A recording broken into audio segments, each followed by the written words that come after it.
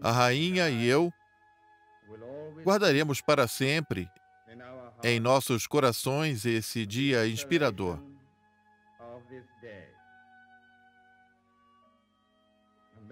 Que sejamos sempre dignos da solidariedade que estou orgulhoso de acreditar que nos rodeia no início do meu reinado.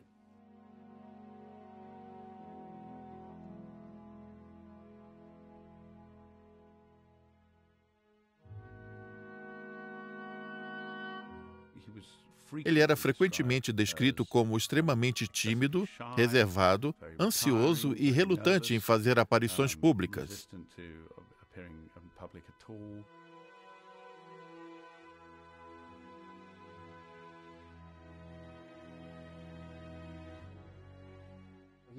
Ele não era uma pessoa que almejava o trono. O trono veio até ele. Toda a sua vida, a partir de então, se tornou uma tentativa de lidar com isso e se tornar o melhor rei que poderia ser.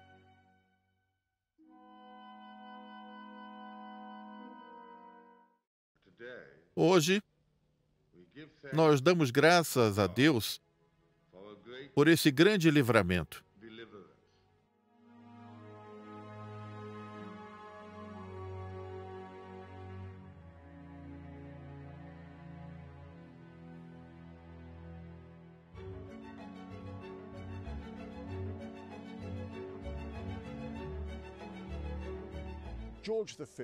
George V subiu ao trono pouco antes do início da Primeira Guerra Mundial e ocupou o cargo de rei durante a guerra.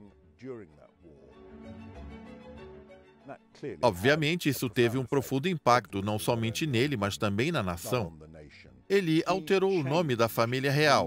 Ele se livrou das antigas ligações germânicas com a casa de Saxe-Coburgo-Gotha. Em 1917, ele mudou o nome da sua família para Windsor. Foi ele quem criou a Casa de Windsor. Seus filhos foram criados no que era considerado um regime disciplinar bastante rígido, especialmente os dois mais velhos, Edward e Albert. O rei George V, por sua vez, segundo relatos, aplicava ele mesmo os castigos físicos em seus filhos. Ele provavelmente estava apenas seguindo padrões da época.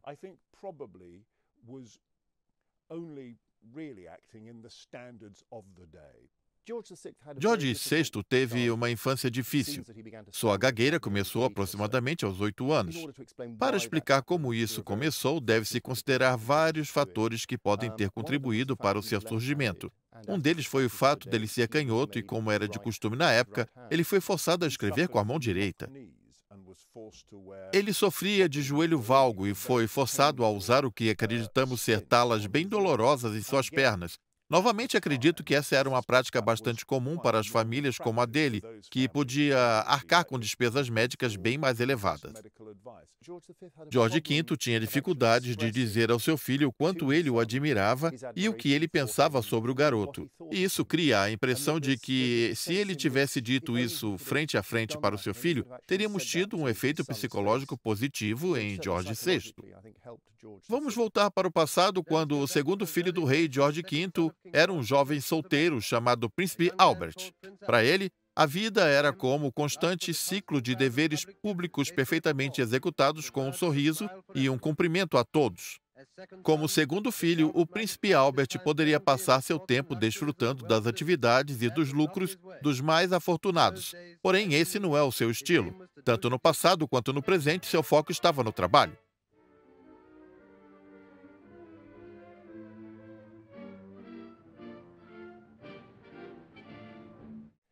O relacionamento entre o futuro Eduardo VIII e Bertie era interessante. Em uma primeira análise, ela era uma relação típica entre os dois irmãos com idades próximas, em que o irmão mais velho sobrepuja o irmão mais novo. Essa é uma relação comum que atinge qualquer pessoa que se encontre nessa posição. Algo que devemos pontuar é que Eduardo VIII era um indivíduo muito bonito, confiante e encantador.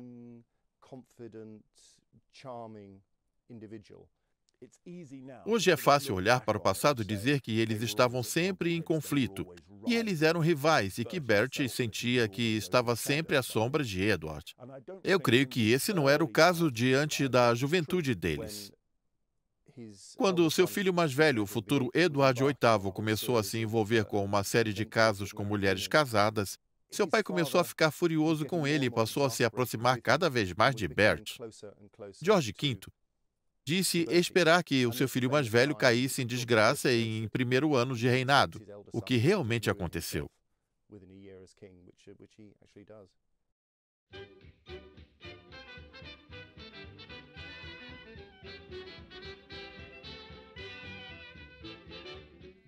Bert, assim como seu pai, era um homem simples. Ele gostava de caçar, atirar e pescar.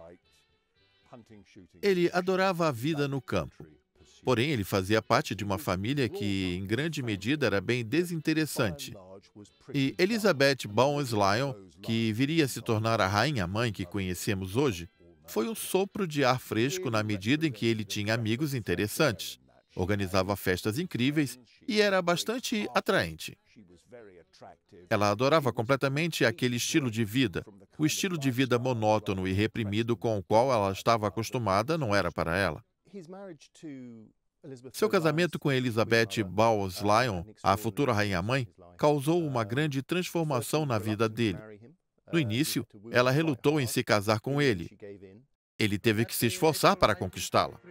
A partir daquele dia, em abril de 23, quando o casamento do Duque de York com a Lady Elizabeth Bowen-Lyon foi celebrado na abadia de Westminster, os noivos reais conquistaram aquilo de mais importante na vida.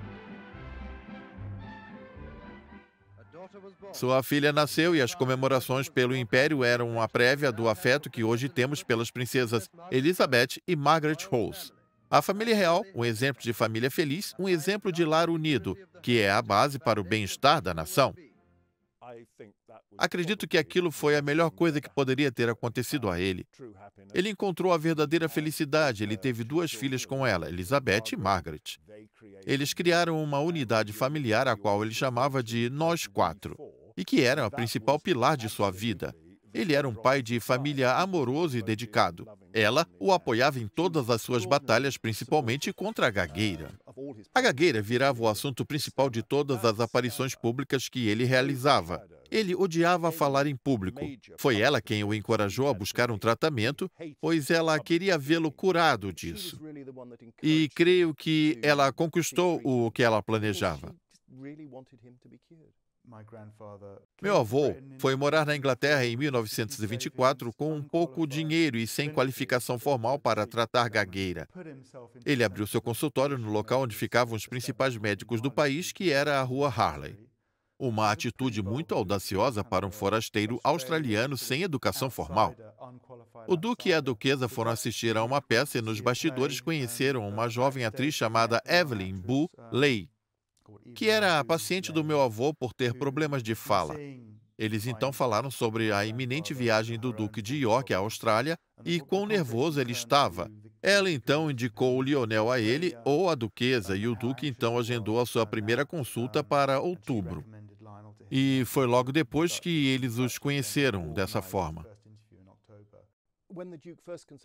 Os dois realizaram muitas consultas. A primeira consulta do Duque com o Log foi bastante frenética. Tudo caminhou bem nos primeiros 14 meses, onde eles realizaram 80 consultas, algumas vezes, uma vez por semana, outras vezes com mais frequência. Talvez fosse pelo fato de Log ser australiano e a sua ansiedade estar relacionada à sua viagem à Austrália. Pode ter havido uma relação entre eles. Um tour pelo Império, a Austrália tratou o casal real com uma reverência, sorrisos e alegria. O principal motivo que levou o Duque a se consultar com Log foi que ele estava prestes a partir em uma viagem para a Austrália e Nova Zelândia. Ele não havia se saído muito bem em um discurso que fez em Wembley, que é o discurso que dá início ao filme. Algumas das anotações nas fichas do meu avô explicam detalhadamente a natureza da gagueira do rei, o que ajudou Colin a construir a gagueira em sua atuação. Existem muitos profissionais que ajudam as pessoas que têm gagueira a se livrarem da própria gagueira, mas não há profissionais que te ajudam a gaguejar, nem livros que te ensinam como gaguejar. Você precisa aprender a fazer isso por conta própria. David Seidler, nosso roteirista, foi de grande ajuda nessa questão por ter sofrido com a gagueira durante toda a sua vida. Hoje ele tem mais de 70 anos. Ele é alguém com experiência nesse assunto e também um roteirista extremamente eloquente. Ele me trouxe a solução descrevendo tudo de maneira impactante. Ele foi de grande ajuda. Ele continuou a ser consultado com log com uma menor frequência no final da década de 20 e durante a década de 30. No entanto, com a abdicação do seu irmão no fim de 1936, a relação dos dois se intensificou.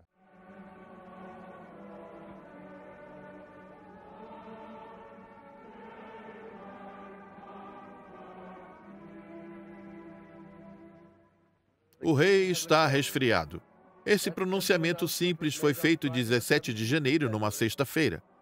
Tudo permaneceu tranquilo até a manhã seguinte, quando um boletim foi afixado nos portões de Sandringham, dizendo que seu coração parece estar enfraquecido, o que demanda cautela. O príncipe de Gales e o duque de York se juntaram ao duque e à duquesa de Kent, na casa de campo do rei. No domingo, o rei teve um dia tranquilo, porém, às 9h25 do dia seguinte, um outro boletim foi publicado. A vida do rei estava caminhando pacificamente rumo ao seu fim.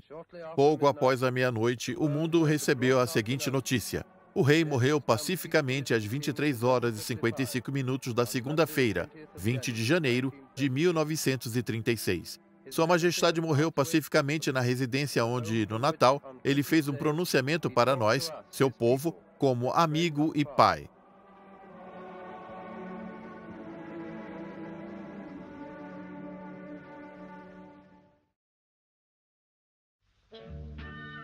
A atenção do mundo se voltou à Broadcasting House, a sede da BBC, quando Sua Majestade chegou de carro para realizar seu pronunciamento histórico. O rei se reuniu com o presidente e o diretor-geral Sir John Hay. Poucos minutos depois, pela primeira vez, o novo reinado, a nação e os milhares de ouvintes pelo Império ouviram a voz de Sua Majestade, o rei Edward. Tem sido uma tradição antiga da monarquia inglesa que o novo soberano deve enviar uma breve mensagem para seus povos.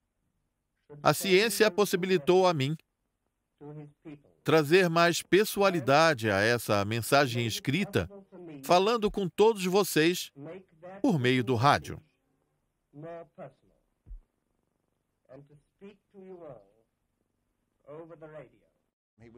Ele conseguia se aproximar bastante das pessoas, não apenas nos altos círculos da sociedade, mas também nas ruas com as multidões. Ele fazia isso com muita facilidade por ter um grande carisma. Porém, tudo tinha um limite. Naquela época, era inadmissível ter um rei na Inglaterra que fosse casado com uma norte-americana divorciada 2 vezes.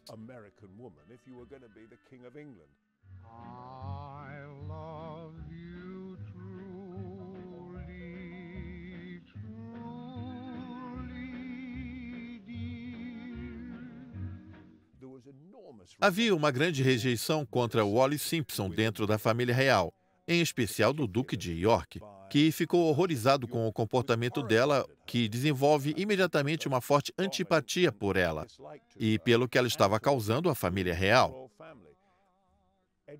Edward estava apaixonado e insistiu no relacionamento. Aquilo era simplesmente inaceitável, não apenas para a família real, mas também para o governo. 10 de dezembro de 1936, um dos momentos mais marcantes da história da Inglaterra.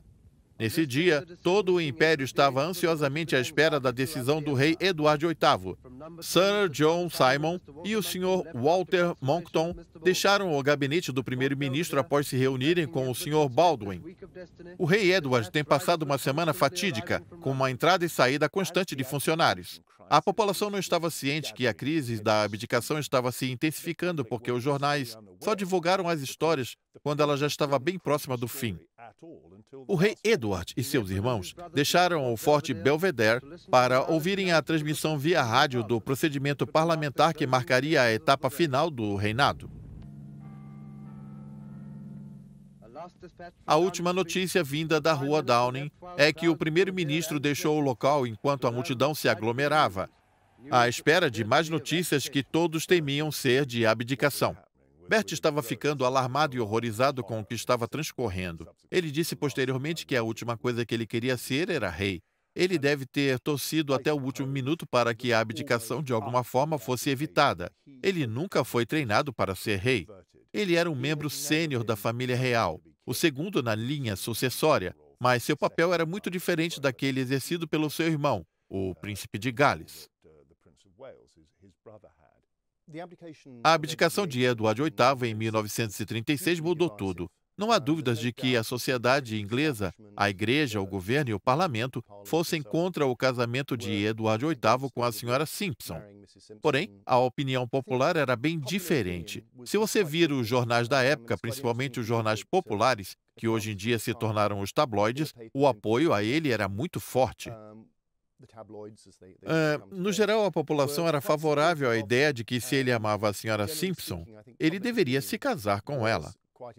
Isso criou uma complicação para seu irmão quando ele subiu ao trono. Conforme ele mesmo salientou, ele era o único rei da história da Inglaterra que ascendeu ao trono tendo um predecessor vivo e capaz.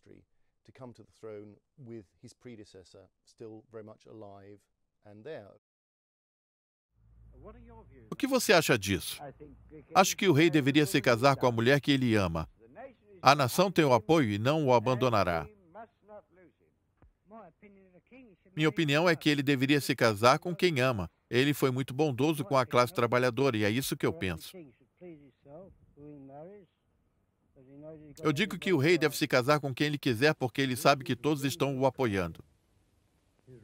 Do Castelo de Windsor, Sua Alteza Real Príncipe Edward. Há algumas horas eu realizei meu último dever como rei e imperador. Agora que fui sucedido pelo meu irmão, o Duque de York, minhas primeiras palavras serão para declarar minha lealdade a ele. Com seu amplo treinamento nos assuntos públicos deste país e com suas ótimas qualidades, ele será capaz de assumir meu lugar daqui em diante.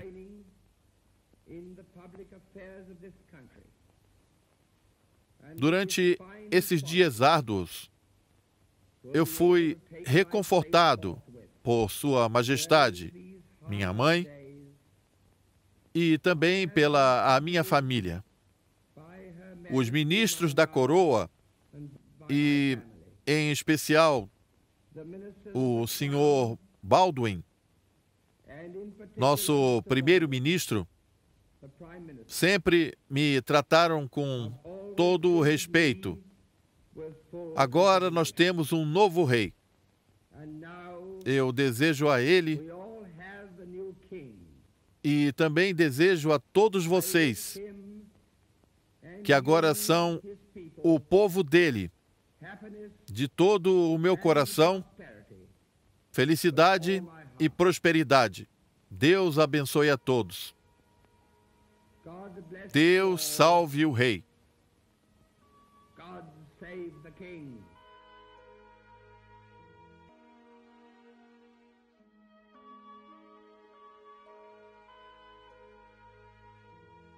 Quando a abdicação finalmente aconteceu, ele ficou muito abalado. Não foi algo para o qual ele se preparou durante vários meses. Bert chorou no ombro de sua mãe durante 1 hora. Ele estava desolado, ele não queria a coroa. Ele foi o monarca mais relutante de todos. No entanto, o dever o chamava e ele fez o que precisava ser feito.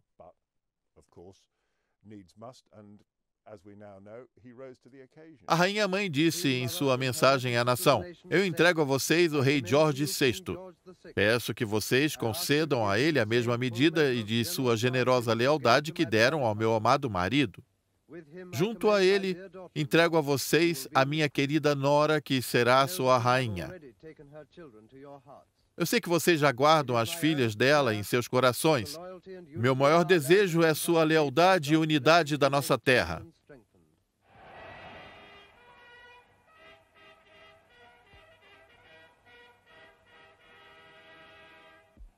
Rogamos a Deus, em nome do qual reis e rainhas reinam, que abençoe o príncipe real George VI, com vida longa e feliz para reinar sobre todos nós. Deus salve o rei.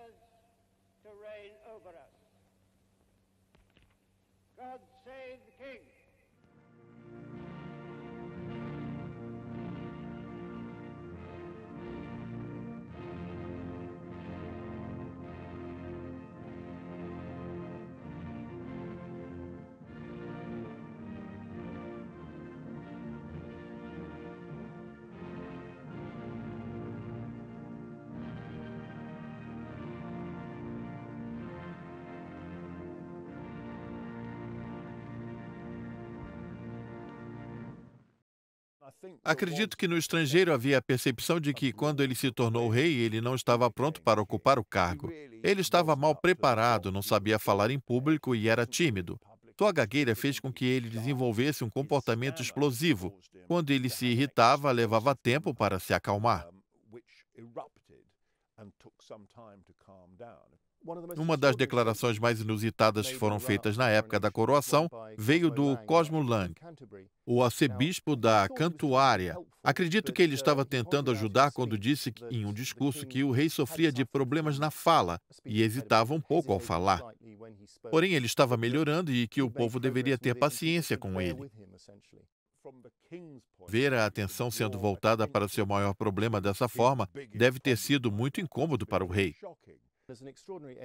Existia um registro notório nas fichas de log que ele demonstrava solidariedade com o rei, dizendo que as palavras ditas pelo arcebispo foram lamentáveis e que o rei respondeu: "Se você não gostou do que ele falou, você deveria ouvir o que minha mãe disse sobre ele." Isso mostra o quão constrangedor aquilo foi para o rei. Um momento notável da coroação de George VI foi quando Churchill, que estava na abadia, virou-se para sua esposa e disse: "O outro não daria conta." Você estava certa, ele jamais daria conta. Apesar de ser um aliado e apoiador de Eduardo VIII, ele viu que a coroa estaria mais segura nas mãos de George VI.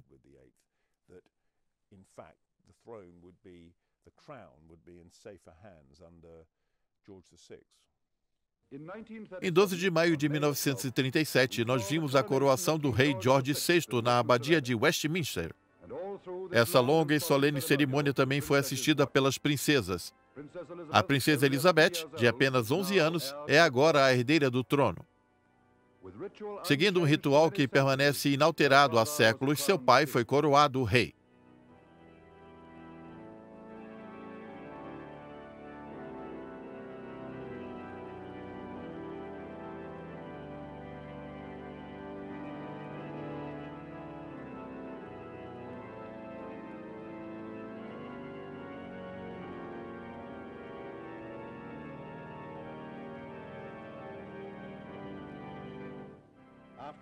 Após voltarem ao Palácio de Buckingham, a família real foi para a sacada para presenciar o clamor de milhares de homens, mulheres e crianças reunidos nas ruas.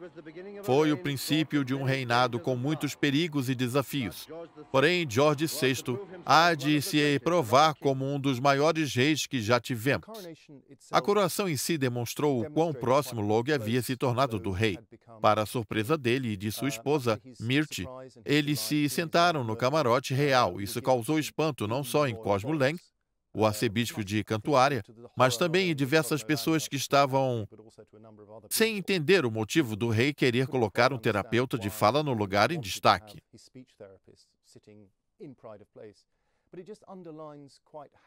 Isso apenas enfatiza como aquela relação que havia começado de maneira profissional havia se tornado uma amizade verdadeira entre dois homens. O rei precisava que ele estivesse próximo e sempre presente. Após ele se tornar rei em 37, eles se aproximaram ainda mais um do outro. O rei precisava de atenção constante e de terapia para enfrentar o microfone e para discursar, agora mais do que nunca.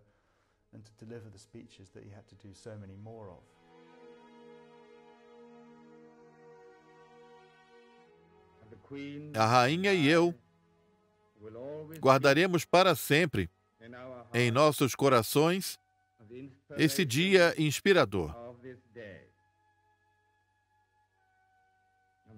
Que sejamos sempre dignos da solidariedade que estou orgulhoso de acreditar que nos rodeia no início do meu reinado.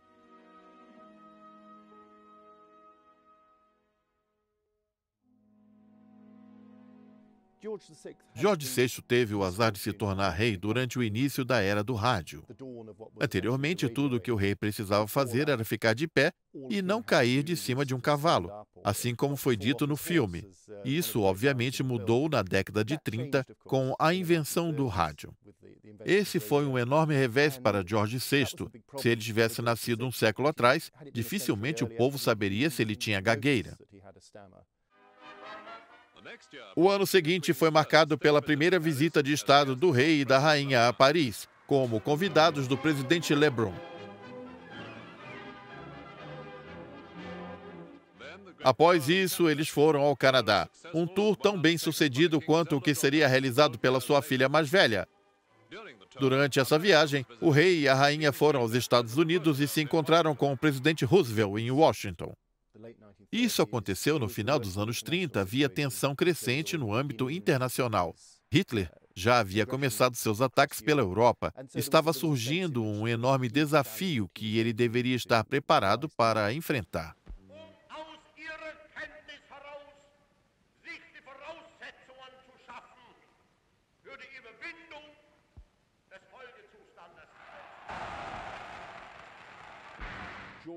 Jorge VI era bastante a favor de chegar a um consenso com a Alemanha nazista. Ele não era um apoiador de Hitler. Ele tinha pavor de Hitler. Porém, ele queria evitar uma guerra, tanto que quando Neville Chamberlain voltou de Munique, com um pedaço de papel que dizia paz para a nossa era, o rei apareceu do lado dele na sacada do Palácio de Buckingham.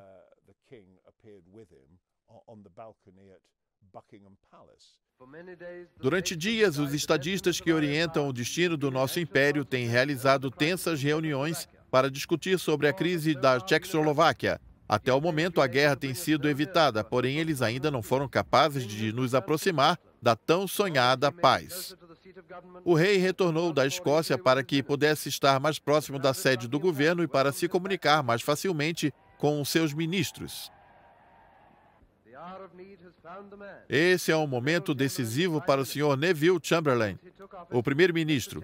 Desde que assumiu o cargo, o Sr. Chamberlain nunca teve abalada a sua determinação de trazer a paz à Europa. No momento em que as sombras da guerra pairam sobre o mundo dos homens, o primeiro-ministro tomou uma decisão sábia e ousada.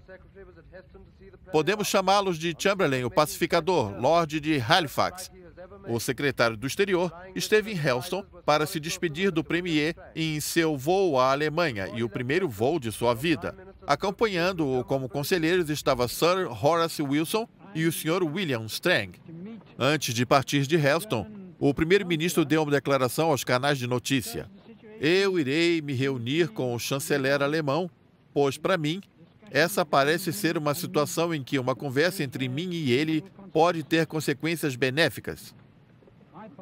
Minha política sempre foi a de tentar garantir a paz e a prontidão do Führer em aceitar o meu conselho, que me traz esperança de que a minha visita a ele renderá bons frutos para toda a população.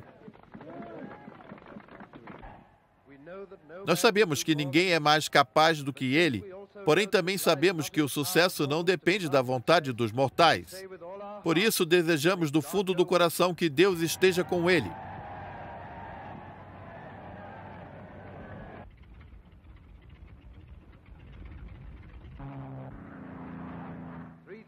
Três vivas para Chamberlain. O rei não queria de forma alguma que o país entrasse em uma guerra, mas foi por conta da guerra que ele é mais lembrado nos dias de hoje.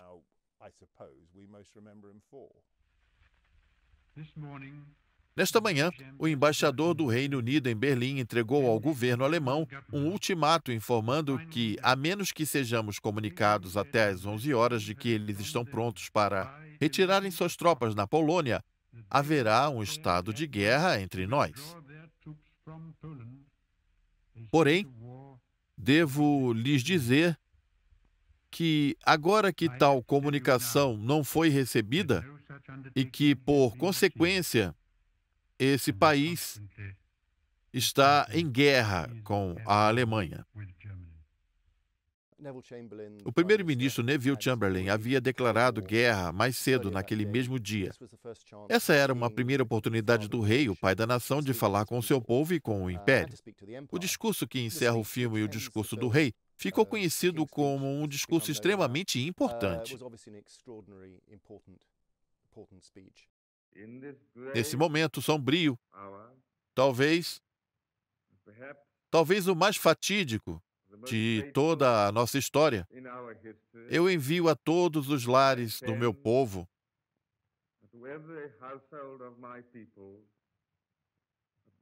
tanto no país quanto no exterior, esta mensagem, dita com o mesmo profundo sentimento para cada um de vocês, como se eu pudesse eliminar essa distância e lhes dizer pessoalmente, pela segunda vez na vida de muitos nós, que estamos em guerra. Com a ajuda de Deus, nós iremos prevalecer e que Ele abençoe e proteja todos nós. Sim, o rei tinha dificuldade de falar. Esse foi um pronunciamento no rádio, não foi gravado. Sim, houve pausas. E sabendo o que sabemos hoje, ele teve dificuldade em algumas palavras. Mas se você notar, o pronunciamento foi impactante e dramático. Acredito que as pausas dadas às circunstâncias deram ênfase a isso. Foi um comunicado tocante para a nação de um homem que, durante a guerra, esteve bastante próximo do sofrimento, das aflições dos seus súditos.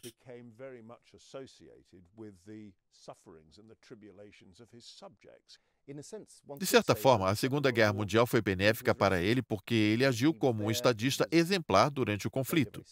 No fim desse período, ele se consolidou como um rei adorado.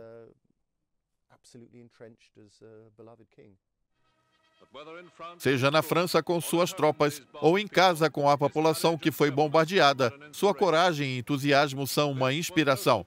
Essa é uma guerra total e o rei, assim como muitos de seus súditos, teve seu lar bombardeado. Esse foi o resultado de uma bomba relógio que explodiu nas proximidades da residência do rei em Londres. Ela caiu a poucos metros do palácio, próximo à sala de estar do rei. Um dia antes, o rei e a rainha visitaram outras regiões de Londres que sofreram com os bombardeios. A solidariedade a eles demonstraram antes, agora está sendo demonstrada a eles. Esta é uma guerra que envolve a todos, estamos todos juntos. Uma bomba lançada por um avião nazista que pode estar se esgueirando pelo céu londrino pode cair em qualquer lugar. Porém, suas majestades continuam a caminhar entre os destroços do seu jardim, assim como outras 100 famílias que foram atingidas ainda no dia de hoje. O Palácio de Buckingham, por sua vez, ainda resiste. O rei estava no palácio quando ele foi bombardeado pela força aérea alemã e ele escapou por pouco da morte. Naquele momento, a rainha Elizabeth disse a famosa frase: "Agora podemos ver East End de perto." Ele estava acompanhando o sofrimento do seu povo e visitava as regiões bombardeadas na porção leste de Londres regularmente. O rei, então, adotou o racionamento. Ele media pessoalmente a água utilizada no banho do Palácio de Buckingham, pois naquela época não se podia encher as banheiras acima do nível recomendado. Eram feitas marcas com tinta nas banheiras. Ele fiscalizava pessoalmente para garantir que ninguém estava desperdiçando água. Estou me comunicando com vocês do Palácio de Buckingham, com sua honrosa torre. Aos londrinos, antes de mais nada, apesar de minhas palavras serem direcionadas em mesma medida a todas as cidades e vilarejos do país, que têm enfrentado esse mesmo perigo, a rainha e eu, em muitos dos locais aqui atingidos pelos bombardeios dos militares, visitamos as pessoas que mais sofreram com isso. Nossos sentimentos estão com eles hoje. A esses homens e mulheres que trabalham no serviço de prevenção de ataques aéreos. Eu gostaria de dar os meus mais sinceros agradecimentos. Com dedicação aos trabalhadores civis, bombeiros, coletores e muitos outros, em razão do alto e constante risco que enfrentam. Eu informo que o Reino Unido, com o apoio de todos vocês, fica muito mais forte. Esses homens e mulheres são nobres companheiros das nossas Forças Armadas. Vivemos em tempos sombrios e talvez o futuro seja ainda mais tenebroso.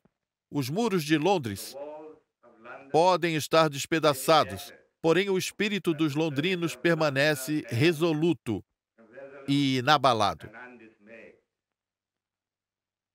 Em Londres e por todo o Reino Unido, há prédios ricos em beleza e importância histórica, que podem ser atacados arbitrariamente. Casas humildes, mas de grande valor para suas famílias, podem ser destruídas. Porém, sempre haverá uma Inglaterra que se erguerá perante o mundo como um símbolo e uma cidadela de liberdade. E isso será o nosso tão sonhado, amado lar.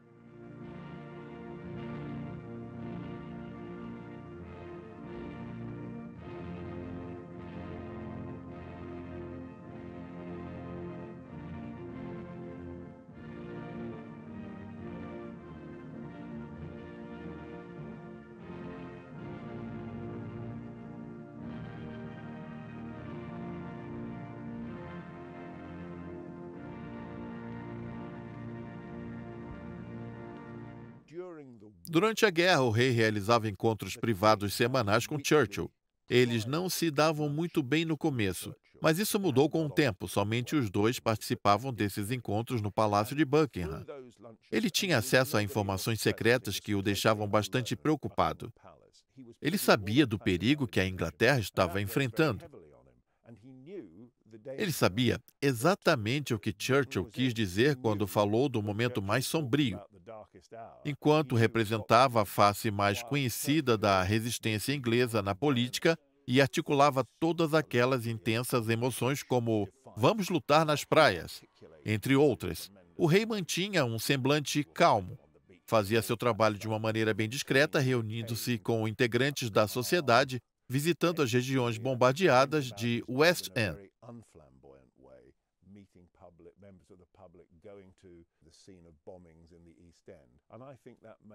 Acredito que isso fez toda a diferença para a nação durante a guerra.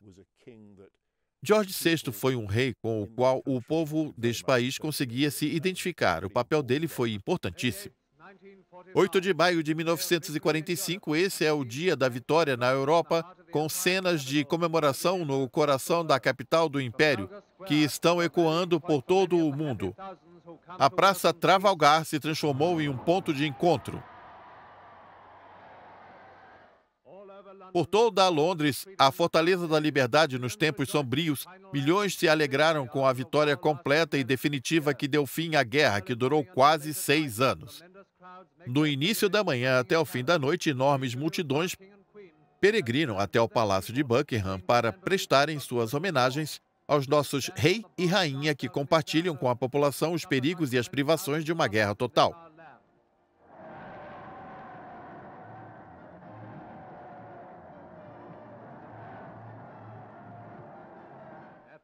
Neste momento de gratidão, Sua Majestade o Rei se pronunciou ao seu povo e aos seus combatentes pelo mundo todo. Hoje, nós damos graças a Deus por esse grande livramento. Eu me dirijo a vocês da mais antiga capital do nosso império, ferida pela guerra, mas nunca amedrontada ou abatida, de Londres. Eu peço a vocês que se juntem à nossa demonstração de gratidão A Alemanha, o inimigo que arrastou toda a Europa para uma guerra, foi finalmente derrotada. Se você olhar como ele estava no fim da guerra, quando o seu pronunciamento à nação foi gravado, dá para ver o preço que ele havia pago. Ele havia envelhecido muito, ele estava sob muita tensão. Após a guerra, ele ficou espantado com a expulsão de Churchill do cargo nas primeiras eleições gerais. Porém, ele se adaptou rápido a viver com um governo trabalhista socialista de esquerda. Aneurin Bevan, o ministro de Saúde da época, pai do Sistema Nacional de Saúde, teve uma relação bem próxima com o rei, motivada, surpreendente, por Bevan, seu filho, de um mineiro galês, uma pessoa com uma probabilidade extremamente baixa de ter alguma interação com a monarquia.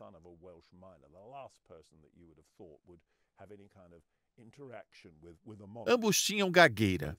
Eles imediatamente se aproximaram. O rei conseguiu se adaptar às mudanças e pôde ver como a sociedade do Reino Unido estava se transformando. Fiel ao seu propósito de expressar a vontade e o espírito do seu povo, a Casa dos Comuns continuou a cumprir seus deveres apesar dos bombardeios à sua sede. A nova Câmara foi construída tão próxima quanto possível de sua antiga forma. Ela evoca um ambiente quase informal para debates e aconselhamento, pois ela deriva algumas de suas virtudes do ambiente familiar. Esta Câmara, de certa forma, pertence à nossa grande família, pois ela é adornada e embelezada por presentes generosos, presentes vindos de toda a comunidade das nações. Essa nova Câmara será um novo símbolo para o mundo de nossa crença na liberdade, onde homens e mulheres livres podem se expressar de acordo com o que dita suas consciências, sem que abandonemos a leveza de espírito e também a prontidão de compreender as perspectivas uns dos outros, algo que sempre foi típico da nossa raça. Não com o silêncio da supressão. Em outros lugares, a liberdade pereceu, porém a voz da verdadeira democracia ainda pode ser ouvida entre o nosso povo, o que é reconfortante para todos aqueles que amam e acreditam na expressão desimpedida da opinião honesta, uma nobre e sincera aspiração do sentimento humano.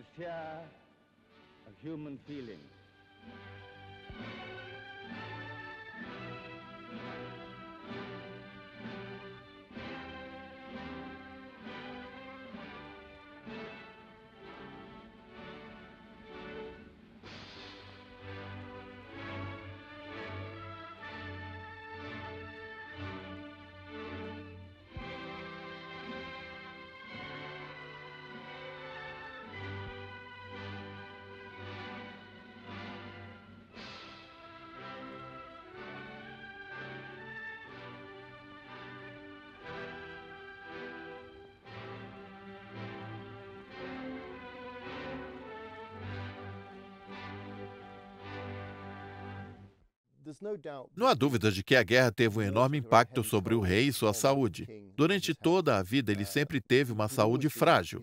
O estresse da guerra certamente não colaborou nesse quesito. Toda a comunidade britânica das nações está com Sua Majestade. O rei, após a sua declaração de seus conselheiros médicos, a lembrança da aparição pública mais recente de Sua Majestade é essa imagem. O dia da lembrança, o rei manteve sua postura costumeira, porém já está sentindo efeitos da doença. Na inspeção territorial do Parque Hyde, Sua Majestade inspecionou pessoalmente todas as unidades.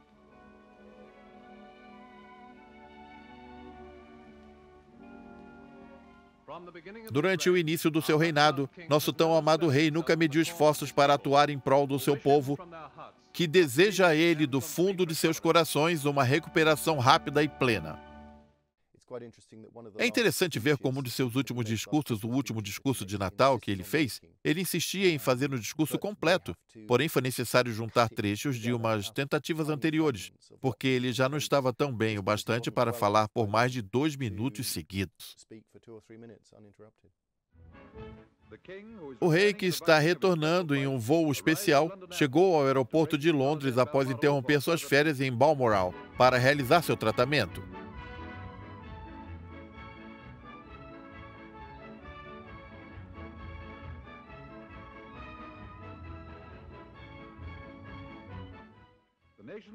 A preocupação da nação com a doença da Sua Majestade pode ser vista na multidão de fiéis simpatizantes, reunida sob chuva em frente ao palácio para prestar suas homenagens a ele. Com o retorno do rei à capital, as fervorosas orações e todo o povo inglês rogam pela saúde de Sua Majestade. Enquanto comemoramos o aniversário de 15 anos de sua ascensão ao trono, nós recordamos do primeiro grande evento do seu reinado da bondade e sabedoria, sua coroação.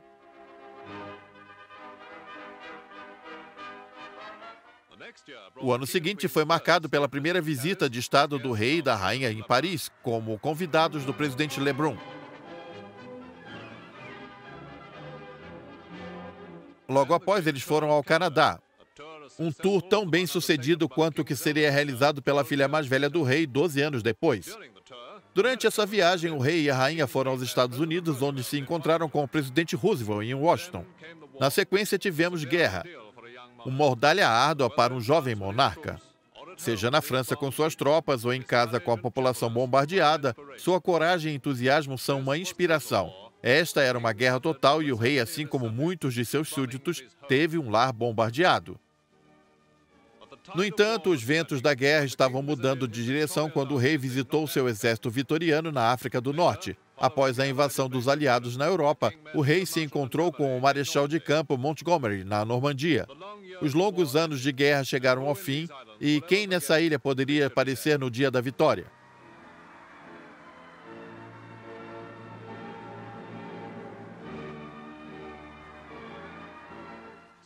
Então, com a Inglaterra em paz, o rei e a rainha viajaram à África do Sul junto com suas filhas a bordo do HMS Vanguard. Com o casamento da princesa Elizabeth e do príncipe Philip, tivemos um momento de grande alegria para os pais da realeza. É 1951 e a Inglaterra proclamou suas conquistas no Festival de Solbranch. Porém, 15 anos de reinado cobraram seu preço e a rainha, Sua Majestade, passou por uma cirurgia delicada. Foram dias de tensão, como nós ficamos aliviados ao saber que o rei agora estava de volta ao seu antigo trabalho. Por isso, vamos oferecer nosso humilde obrigado aos chefes da nossa grande família de nações pelos 15 anos de serviço fiel e incessante.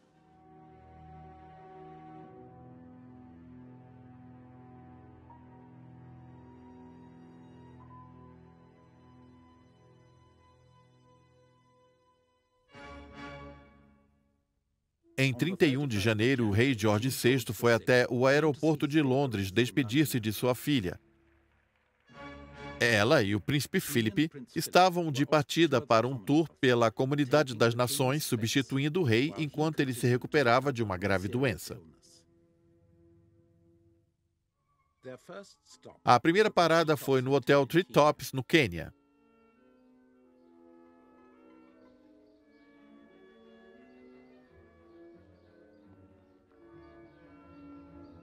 Aqui é Londres.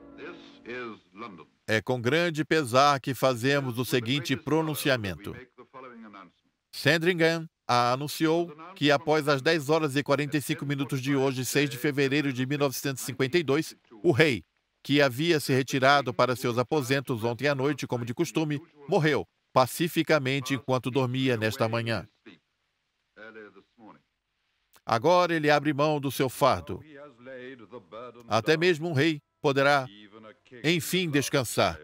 Agora ele deixa a indesejada coroa que fortemente pressionou suas têmporas, as aflições do Estado, as amarguras de guerras, as preocupações que enchiam o seu peito. Estas o marcaram como cicatrizes marcam um soldado. Mas até mesmo um rei poderá, enfim, descansar. Conceda a ele tua paz, Senhor, nós oramos. Quem de nós merece mais do que ele? Quem abriu mão de sua saúde por nós? Dai a este rei o descanso de um guerreiro. A rainha, a viúva do rei, mais conhecida como Rainha-Mãe, assim como a conhecemos hoje, considerou esse processo muito doloroso e continuou sofrendo por muito tempo após a morte do rei. David Sider, que escreveu o roteiro para o filme, foi até a Rainha-Mãe para pedir permissão para contar essa história. A Rainha-Mãe a negou prontamente, dizendo que ela achava as memórias muito dolorosas, mesmo em 1981. O que não fizessem esse filme enquanto ela estivesse viva. Em respeito a ela, David Sider suspendeu o desenvolvimento do filme. Foi algo muito incômodo para a Rainha-Mãe. Ela nunca quis que Bert se tornasse rei e ela podia ver melhor do que ninguém a pressão sob a qual George VI estava, física e emocionalmente, a gagueira e todos os problemas de saúde que ele tinha. Ela se preocupava profundamente com ele e com a família. E foi uma esposa e mãe muito protetora para essa pequena unidade familiar. Ela permaneceu ao lado dele durante todos esses anos difíceis durante a guerra e, claro, quando ele morreu aos 56 anos, e depois passou quase a mesma quantidade de anos como viúva. A morte do rei George VI em 52 foi obviamente um grande acontecimento para o país, um evento trágico e triste, pois ele ainda estava na casa dos 50 anos. Acredito que é difícil para a maioria de nós hoje em dia, que não passaram por isso, entender o tamanho colossal do luto que houve no país.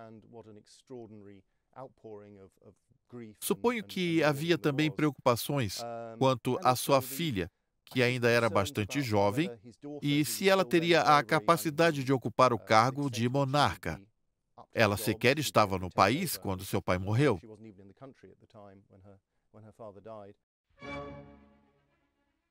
Os novos ministros da rainha, liderados pelo primeiro-ministro Winston Churchill, ao lado de Attlee, o líder da oposição, estavam reunidos para receber a rainha em sua chegada a Londres.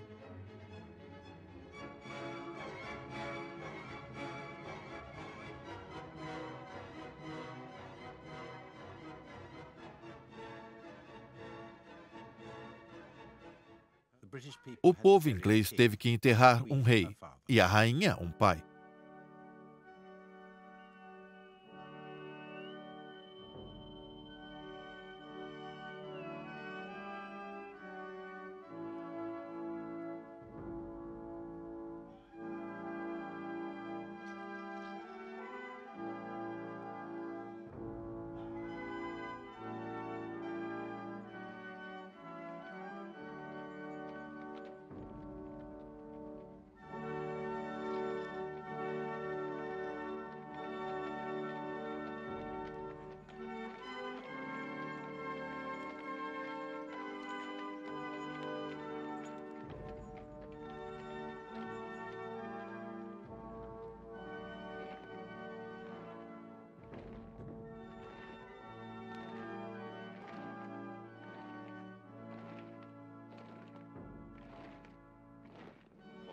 Por 15 anos, o rei George VI reinou. Nunca, em momento algum, com todas as adversidades no país ou no estrangeiro, públicas ou particulares, ele deixou de cumprir o seu dever. Por isso, ele merece uma saudação de despedida de todos nós e seus governos e povos. Quando o rei morreu, Churchill escreveu na coroa de flores que ele colocou sobre o caixão pelo valor. Essas palavras, claro, são as que estão escritas na Cruz de Vitória. Ele provou ser um monarca no seu tempo. Ele não era vaidoso ou extravagante, ele era um pai de família amoroso e leal. Ele era a síntese dos valores daquela era.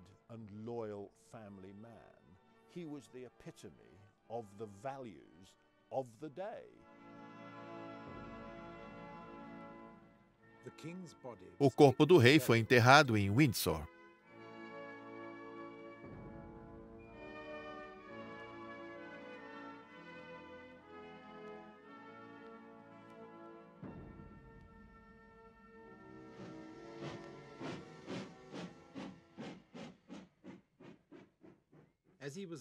Enquanto ele era enterrado em Windsor, Londres, parou e ficou em silêncio.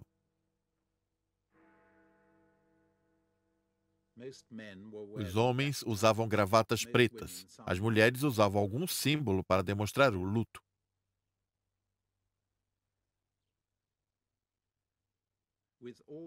Com todos os seus impulsos para examinarem velhos valores, escreveu o Times, o povo ainda os respeita. Até mesmo o tom mais animado dos comentadores de notícias estava devidamente contido. O rei agora descansa e a majestade da morte se encerra com uma família que começa uma nova vida. Uma jovem rainha assume o fardo da monarquia. Um fardo que fica mais pesado com as altas expectativas do seu povo do que agora adentrando uma nova era elisabetana.